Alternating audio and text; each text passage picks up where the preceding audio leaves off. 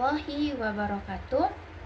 Puji dan syukur kita panjatkan kepada kehadiran Allah Subhanahu wa Ta'ala atas berkah rahmat limpahannya. Salawat serta salam kita junjukkan kepada Nabi besar kita, Nabi Muhammad Sallallahu Alaihi Wasallam.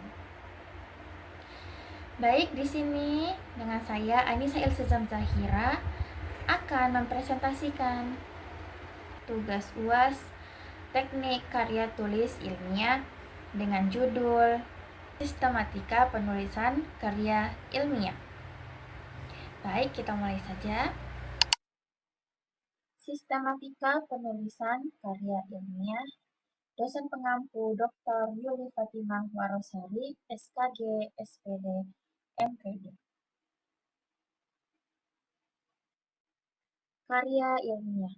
Karya ilmiah adalah tulisan ilmiah seseorang berdasarkan studi kepustakaan, kumpulan pengalaman, penelitian, dan pengetahuan.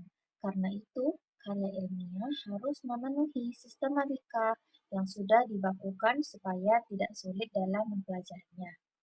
Sistematika karya ilmiah adalah urutan dalam meletakkan bagian-bagian karya ilmiah, bagian mana yang harus didahulukan dan bagian mana yang harus dikemudiankan.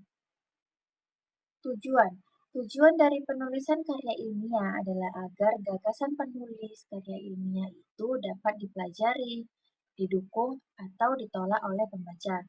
Karena itu, karya ilmiah harus memenuhi sistematika yang sudah dibakukan supaya tidak sulit dalam mempelajarinya.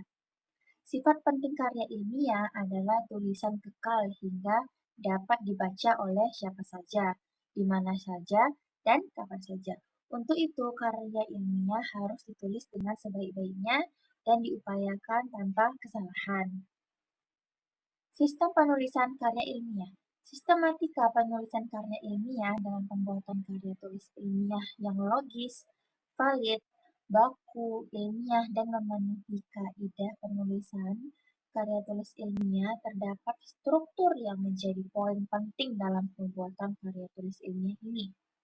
Dalam pengerjaannya terdapat 3 bagian penting dalam karya tulis ilmiah yang perlu dibuat, yaitu 1.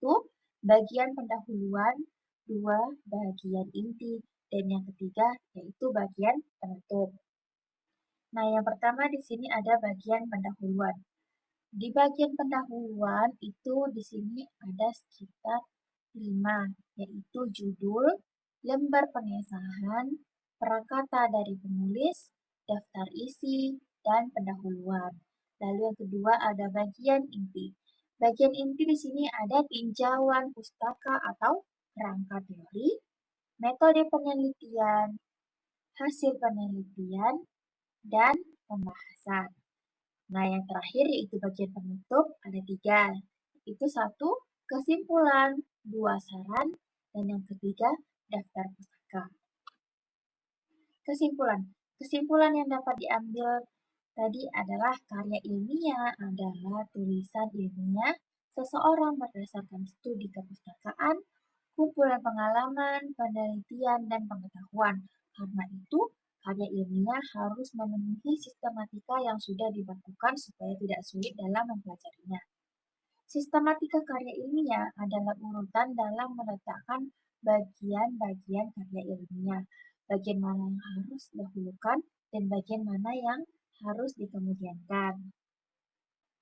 Baik, sekian itu saja yang dapat saya presentasikan. Lebih dan kurangnya saya memohon maaf. Assalamualaikum warahmatullahi wabarakatuh.